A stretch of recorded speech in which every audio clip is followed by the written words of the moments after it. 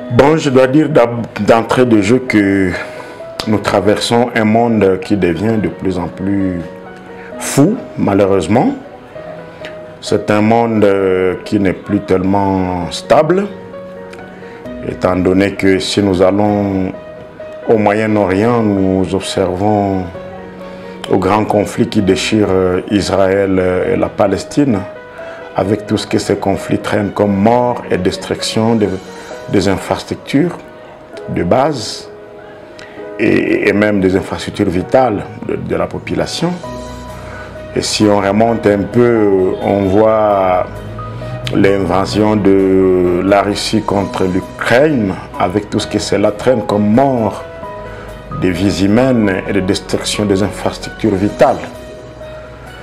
Si nous remontons chez nous maintenant en Afrique, si on va au Soudan et qu'on regarde tout ce que les incompréhensions et les intolérances politiques engendrent comme affre sur les populations soudanaises, si maintenant j'ai rebondi dans notre région de Grand Lac, avec les 30 années de guerre que subit la République démocratique du Congo, mon pays, avec tout ce qu'il y a comme vie inutilement et innocemment arrachée, et ces vies sont comptées aujourd'hui en millions, et que nonobstant les efforts qui sont fournis aussi bien au niveau local du pays, au niveau régional qu'international, on sent que le pays est aujourd'hui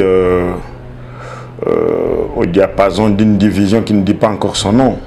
Donc voilà, c'est un tableau plutôt sombre, mais qu'au-delà de ce tableau sombre, tous les espoirs restent permis parce que, en tout cas comme constructeur de paix, je dois dire haut et fort que la guerre a échoué. Dans toutes ces zones que j'ai citées, où la folie humaine amène les uns contre les autres à se confronter par l'effusion de sang, il n'est un secret pour personne. Il n'y a pas la paix. Et qu'on ne compte que des morts, on ne compte que des destructions massives. Et cela veut dire que cette journée vaut son pesant d'or, d'autant plus que c'est la paix qui gagne.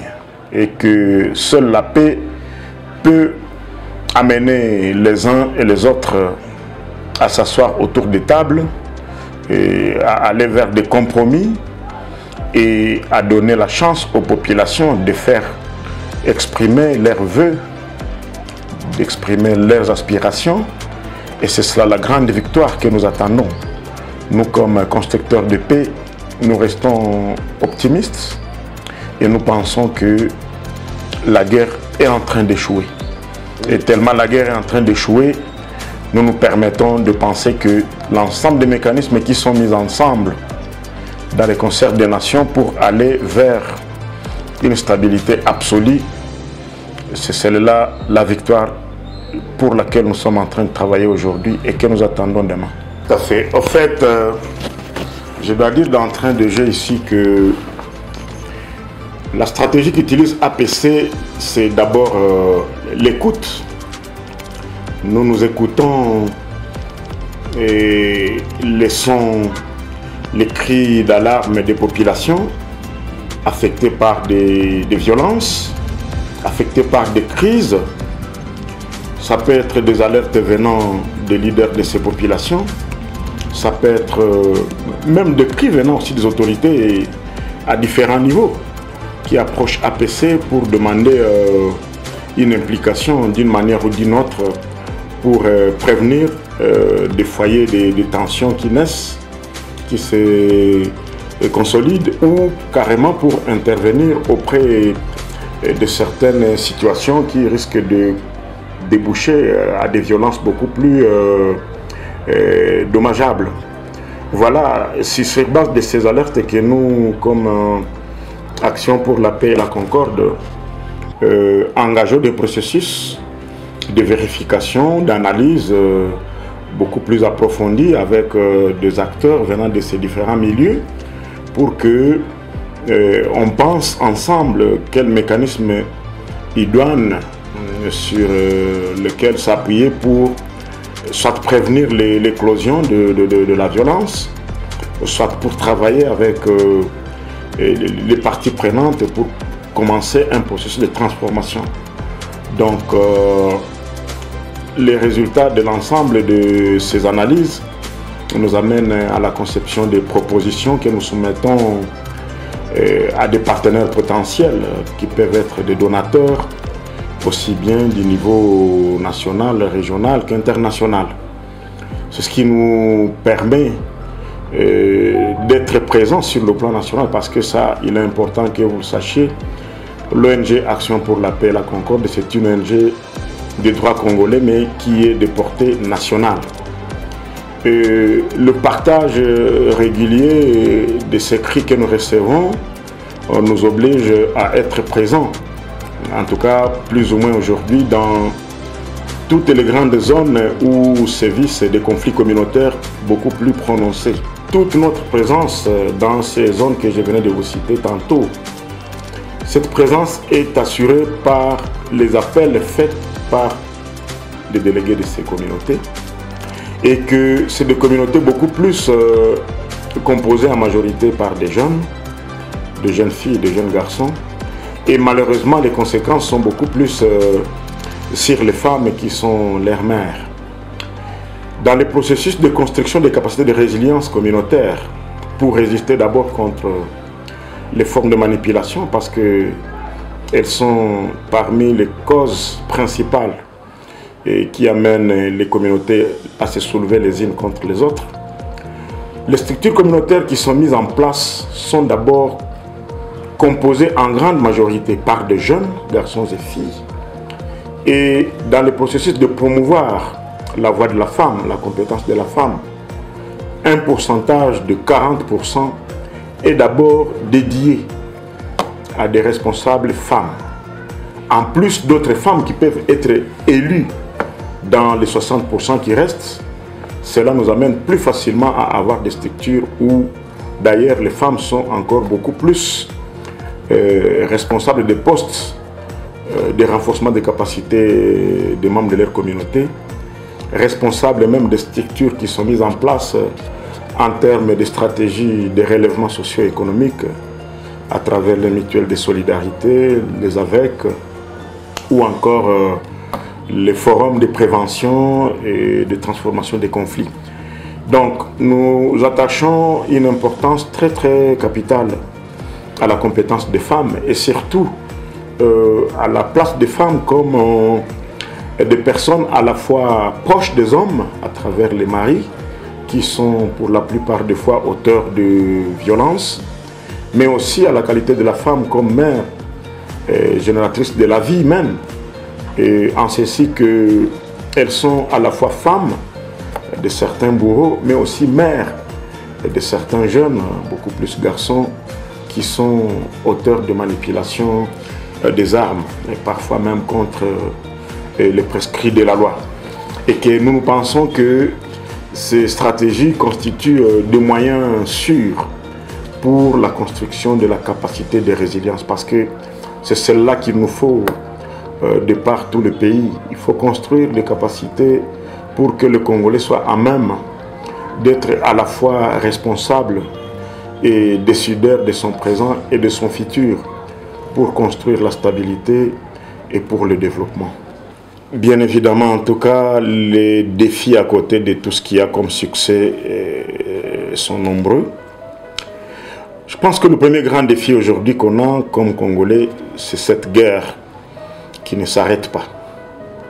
La guerre, elle est injuste, elle est injustifiée et elle est absurde. Elle enlève des vies, elle plonge des populations entières dans le déplacement interne et dans le refuge. Et ça, c'est un grand défi, parce que tout l'arrière-pays qui constitue le grenier pour l'alimentation des grandes agglomérations de notre pays, ces arrière-pays sont en train d'être vidés de leur population. Ça, c'est déjà un premier défi. Donc, là où on construit des structures pour que la population prenne le relais de sa propre destination en main, quand ces populations sont obligés soit d'être déplacés internes ou de devenir réfugiés à travers les pays voisins comme le Burundi ou encore l'Ouganda, vous comprenez déjà que c'est un recul dans le processus de stabilisation. Un deuxième grand défi qui est lié à cette guerre, c'est cette coupure de l'Est avec l'Ouest. Nous n'avons pas encore de ponts aériens qui puissent permettre aux intervenants de relier les deux bouts du pays pour être proches des populations et apporter l'assistance humanitaire et de stabilisation qu'il faut. Un troisième grand défi que nous observons aujourd'hui, c'est la restriction des ressources financières. Beaucoup de bailleurs de fonds manifestent déjà une certaine latitude avec la crise dans le Grand Lac. Et que tout ça amène le Congo à devenir comme un orphelin de plus en plus manquant de ressources financières pour subvenir aux besoins de la population, aussi bien sur le plan humanitaire que sur le plan de la construction de la capacité de résister ou de construire sa propre résilience. Un tout dernier grand défi que nous observons aujourd'hui, c'est ce manque de l'application de la localisation de l'aide. On sent une forte compétition autour des ressources financières disponibles au niveau du pays. Et que cette compétition entre les ONG nationales, locales et les ONG internationales ne concourt pas à donner beaucoup plus de valeur aux ONG nationales, locales, à prendre la destinée de l'assistance du pays auprès des populations affligées. Et c'est à ce niveau où on demande aussi à notre gouvernement congolais de faire tous les moyens possibles pour appuyer l'application réelle de la localisation de l'aide. Donc c'est une journée très importante en ce sens qu'elle rappelle à chacun de nous, de par le monde, la nécessité d'aller vers, oui, de mauvais arrangements parfois, mais qui valent mieux que de bons procès, parce qu'on a compris la limite des procès. La limite des procès n'engendre que violence sur violence. C'est le cas entre Israël et la Palestine, c'est le cas entre la Russie et l'Ukraine, c'est le cas dans la région des Grands Lacs.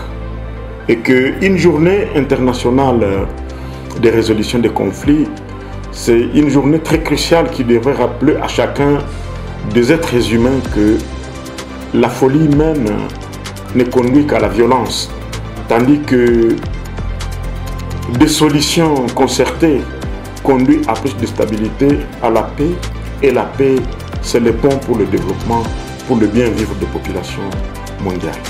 Naturellement, pour désamorcer un conflit, il faut d'abord que toutes les parties arrivent à comprendre la cause profonde de ce qui les divise. Parce que le début de tout conflit, c'est le campement de chaque camp sur sa zone de confort. Chaque camp, lorsque elle pense que c'est elle qui a raison et pas l'autre, on perd de plus en plus les chances de comprendre les biens qu'il y a dans l'autre avec lequel on est en conflit. Mais quand on se donne cette latitude d'écouter l'autre partie, d'accepter de s'asseoir autour d'une table avec lui, d'accepter des concessions, et c'est là où j'ai parlé parfois, c'est des mauvais compromis. Ça peut être des mauvais compromis, mais ces mauvais compromis valent mieux que quelqu'un qui se dit qu'il veut en découdre avec l'autre parce qu'il pense que c'est lui qui a raison. Parce que la raison ne sait pas toujours amener la paix. La plupart des fois, on a vu que la raison ne débouche que sur un gagnant et un perdant. Et à chaque instant, le perdant va aussi développer de nouveaux mécanismes pour qu'il devienne aussi gagnant demain.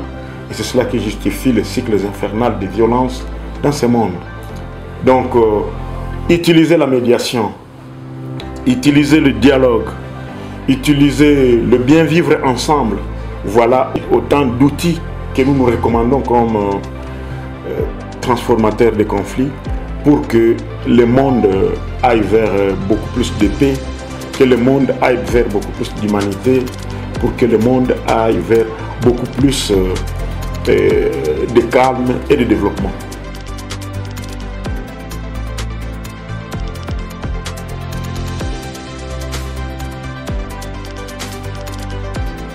Oui, pour la population congolaise, je dois dire que le courage et l'espoir restent permis.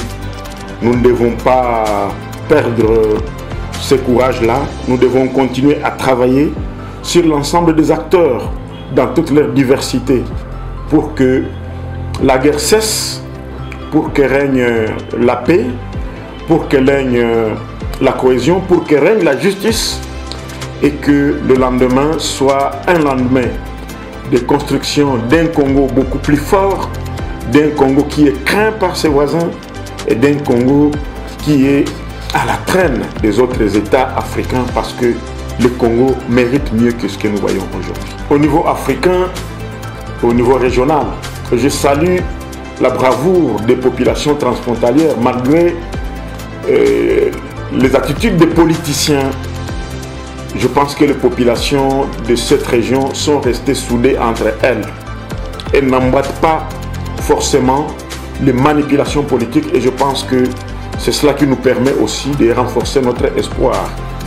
Que cette résistance contre les manipulations politiques s'accroisse entre ces populations et que ces populations obligent les dirigeants des pays de la région à comprendre que le peuple veut mieux que ce à quoi nous observons aujourd'hui.